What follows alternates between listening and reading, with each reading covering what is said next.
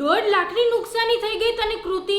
તેરતા તારે application delete ન કરી નખાય એમાંથી તને એટલી ન ખબર પડે કે એપ્લિકેશન ઓટોમેટિક થઈ ગયું તું ફટાફટ પહેલા ઈ ડિલીટ કરું. પણ એમની શું થયું 1.5 લાખ એટલે? હું તને થોડીક વાર પછી ફોન કરીશ. હાલ હવે તું તારું પહેલા બેંકનું બધું કામ પતાવ ને.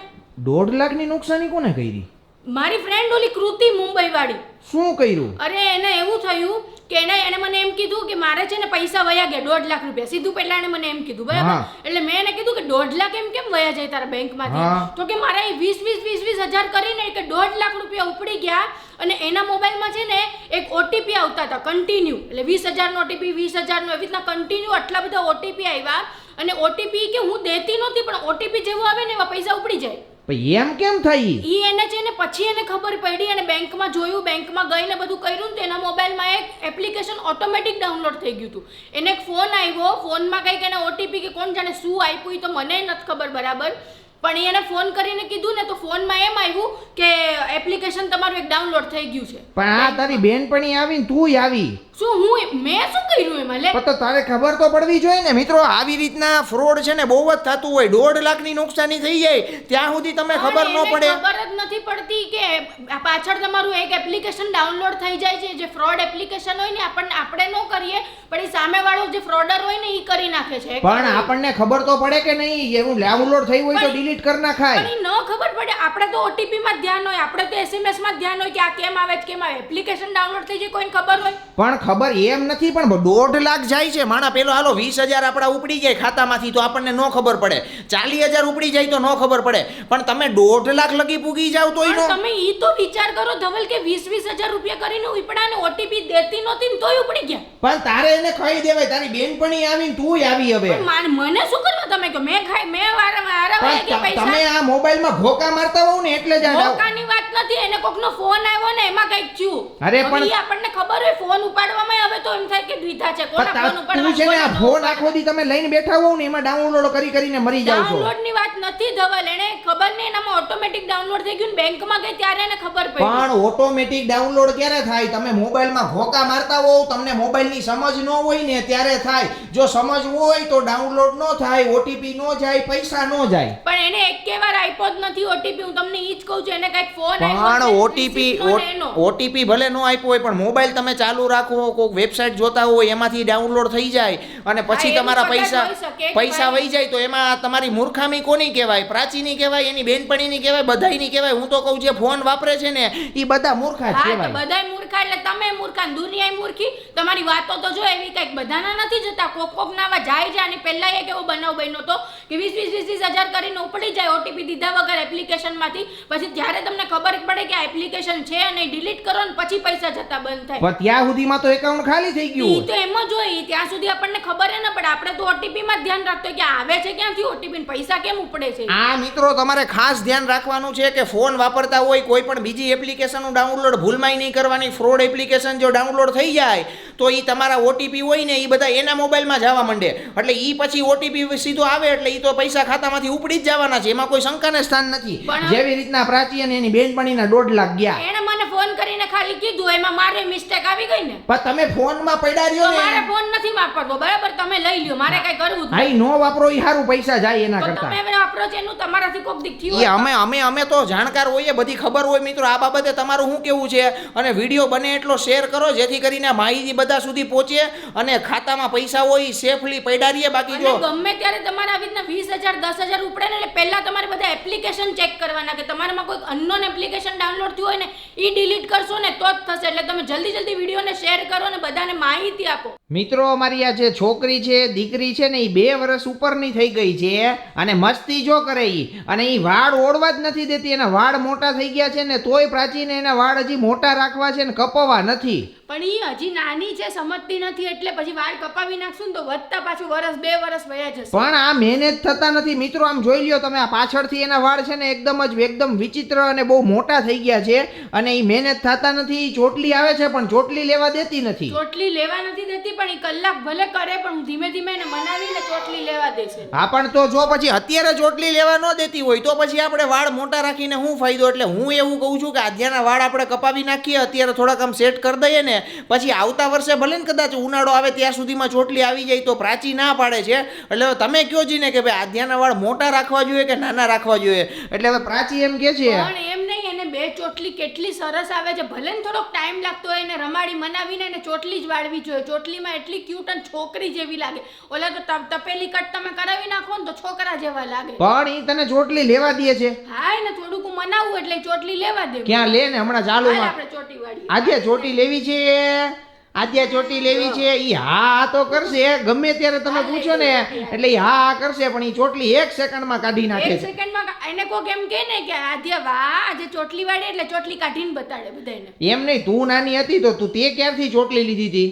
મેં તો બોયકટ વાળા હતા મારા સાવ ક્યાં સુધી કોઈ એસએસસી સુધી. હે તો તારા બોયકટ હતા તો આના પછી હું કેમ અને મારી મમ્મીને ચોટલી વાળવી નહોતી એટલે મારે જઈને ચોટલી વાળવી છે એટલે વાળ લાંબા કર્યા. ઈ વાત બરોબર છે. એટલે મિત્રો હવે નાના છોકરા હોય હજી 2 વર્ષના હોય એટલે એને શું છે કે વાળના જથ્થા હોય, મોટા હોય, ગમતા ન હોય, ગરમી થતી હોય અને પછી ખોટી કચકચ કરે. એટલે મારા હિસાબે આના વાળ આપણે આધ્યાના કાપી નાખીએ ને ઈ જ બેટર રહે. એના વાળ છે ને જો આ બધા પાછળથી જો આવા બધા થઈ ગયા ને એ બધા કાપી જ નખાય. કાઈ ન કપાય. ઈ કપાવશું ને તો જરાય સેટ નહીં થાય ને જરાય ઓલું નહીં થાય. એ આધ્યા તાર શું કરવું છે? વાળ લાંબા કરવા છે કે ટૂંકા કરવા છે? હેર કટ કરવા છે. હેર કટ કરી નાખવા છે? Cut cut cut cut cut કરીને કે નથી કરવા? એવું ન કરે. જો દિવાલમાં બગડી જાય પછી એને જો દાંતિયાથી મસ્તી કરવી છે પણ વાળ એમ જ કરે. હું દાંતીઓ લઈને બેસું ને એટલે રબર કાતો એને દાઢ આવે જ ને એટલે રબર ચાયવા કરે ને દાણા આમ કરીને માંડ હાથમાંથી લઉં માંડી બેસે ત્યાં બીજું કંઈક નવો વારો આવી જાય નહીં આધ્યા? એ દીકુડા હેર કટ કરી દઉં કે ચોટી લેવી છે? ચોટી લેવી છે. પણ તું ચોટી કેમ કાઢી નાખે છે? ગુજુ ગુજુ ગુજુ ગુજુ એ ગુજુ ગુજુ ગુજુ ગુજુ ગુજુ ગુજુ હાલ કરતો એ વાલી વાલી વાલી વાલી વાલી વાલી વાલી વાલી વાલી વાલી વાલી આદ્યાની વાલી વાલી વાલી વાલી વાલી વાલી વાલી વાલી આદ્યા કે ઈ એમ ચોટલી વળવાનું કહું ને આમ ચોટી વળવાનું કે ભાઈ બેસાડું ને એટલે રડવાનું ચાલુ કરી દે, ભાગી જાય. પછી મારે આખા ઘરમાં એની પાછળ દોડવાનું. ત્યારે તો માન ચોટલી આવે. પણ હું એટલે જ તો કહું છું કે વાળ કપવી ન ખાય, આવતા વર્ષે ચોટલી વળાય. એવું ક્યાં એવું જરૂરી છે કે કદાચ આ વર્ષે જ એની ચોટલી વાળવી પડે? એટલે આ કન્ફ્યુઝન હાલે છે મારીને પ્રાચી વચ્ચે. હવે આમાંથી સૌથી વધારે કોમેન્ટ જેની આવશે ને એ આપણે ઈ કરશું કે આદ્યાના વાળ લાંબા કરવા જોઈએ કે પછી એના વાળ કટ કરી નાખવા જોઈએ. આ વચ્ચે તમે કોમેન્ટ કરો, ફટાફટ વિડીયો લાઈક કરો અને શેર કરો. જો કોઈને ખાખરા પીઝા ખાવા હોય ને તો આવી જાવ. આજે પ્રાચીએ ખાખરા પીઝા બનાવ્યા છે, એકદમ હેલ્ધી ખાખરા પીઝા છે. જોઈ લ્યો, જો આપણો આ ખાખરો છે, અહીંયા સાદો ખાખરો છે અને ખાખરા ઉપર ચટણી લગાવી છે કે શું લગાવ્યું છે? આની અંદર મેં લીધી છે લાલ લસણની આપણી જે પેસ્ટ આપણે બનાવી ને, લસણ, મરચું અને મીઠું, એ ત્રણેયની પેસ્ટ. અને સાથે મેં આજે લીધું છે મિક્સિંગમાં મેયોનીઝ. બાકી હું યુઝ્યુઅલી છે ને હું કેચઅપ નાખું આની સાથે, પણ આજે મેં મેયોનીઝ નાખ્યું છે અને ટેસ્ટ કંઈક અલગ આવે એના માટે મેં મેયોનીઝ નાખ્યો. તમે યસ, એટલે જો આ ખાખરાની ઉપર મેયોનીઝ વાળી લસણની ચટણી લગાવી દીધી. પછી જો કોબીનું કચુંબર છે, કેપ્સીનું કચુંબર છે, ડુંગળીનું કચુંબર છે, સુરતી લીલી મરચી છે, ચીઝ છે, ચાટ મસાલો છે. હવે આ બધું ખાખરાની ઉપર જાય અને આ બધું કાચું જ રાખવાનું. તો તમને એની જે કડકર અવાજ આવે ને કાચું સલાડ તો આમ બી સારું, કાંદા ટમેટા. યસ, 100%. એટલે જોઈ લ્યો, જો આ ખાખરા પીઝા અમારા જે બને છે ને ઈ ખાખરા પીઝા છે એકદમ હેલ્ધી પીઝા છે. ઘરે ક્યારેક નાસ્તાની અંદર ખાવાની ઈચ્છા થાય તો આ બનાવાય. આપણે હોટલમાં જઈને આપણે જે ઓલા પાપડ ખાતા હોય ને મસાલા પાપડ, તો એ મસાલા પાપડ ક્યારેક તળેલો હોય તો ઈ નો મજા આવે. એના કરતાં ઘરે તમે આ ખાખરા પીઝા બનાવો અને ઉપર ચીઝ હોય, મેયોનીઝની ચટણી હોય, લસણનો આપણો દેશી સ્વાદ હોય એટલે મજા જ આવે. આ ચીઝ અને લસણની ચટણી તમે પીઝામાં બી નાખો કે તમે ગમે એ વસ્તુમાં નાખો ને લાલ ચટણી, એટલે તમને ઈ ટેસ્ટ એનો અલગ જ આવશે. ટ્રાય કરી. યસ, તમે જોઈ લ્યો ખાલી તમે આનું ટેક્સચર જોવો ને એટલે આમ ટેક્સચર જોઈને જ મજા આવે. આમ ડુંગળી, કોબી ને બધું પડ્યું હોય, હજી એમાં ચીઝ છે ને ઈ ખમણ શું ને એટલે મજા આવી જાય. પ્રાચી નાખી દઉં ચાટ મસાલો. યસ, 100% જોઈ લ્યો. હવે આ ચાટ મસાલો છે અને આમાં છે ને મેઇન સ્વાદ આનો છે. હવે મેયોનીઝ અને લસણની ચટણી ભેગી થાય એટલે કેવો સ્વાદ આવે. ઈ બધા બહારના લોકો છે ને જો કેચઅપ ને આ ને બધા ઓલા જેલેપીનો ને કાંઈક સોસ નાખતા હોય, પણ આપણે દેશી બનાવવાનું એકદમ મસ્ત ચટણી અને મેયોનીઝ મિક્સ કરીને. એટલે જોવો તમે એનો સ્વાદ આમ કડકડાટ. યસ, અને તીખું ખાવું હોય, તીખું ખાવાના શોખીન હોય પ્રાચીની જેમ, તો સુરતી મરચી કટિંગ કરીને એમાં ઉપર નાખવાની એટલે એનો સ્વાદ કાચો અલગ જ આવે. એમાં જે તીખાશ આવે ને જોઈ લ્યો. આ પીઝાની ટૂંકું પડે ને એવું આખું ટોપિંગ બનાવ્યું છે.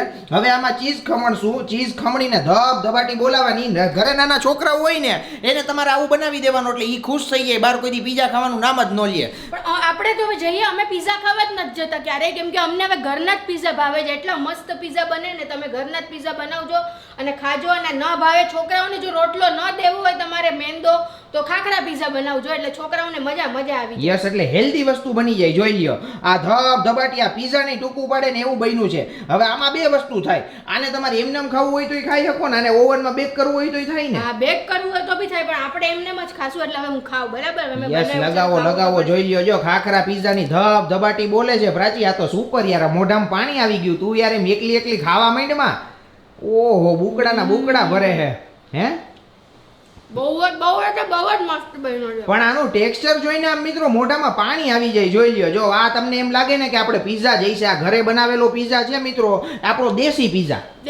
ને આમાં તમારે હું જે પદ્ધતિથી કરું ને, કે જે ઉપર ઢાંકણું મૂકી દઉં એવું કરવું હોય ને તો ચીઝ મેલ્ટ થઈ જાય એટલે તમને ઈ બી ભાવશે. જો ઈ ટ્રાય કરવું 100%. એટલે આપણે ઘરે પીઝા બનાવતા હોય એમ બનાવવાનો. દેશી ખાખરા પીઝા બનાવ્યો છે. આવો ખાવા ધબાટી બોલાવીએ. અને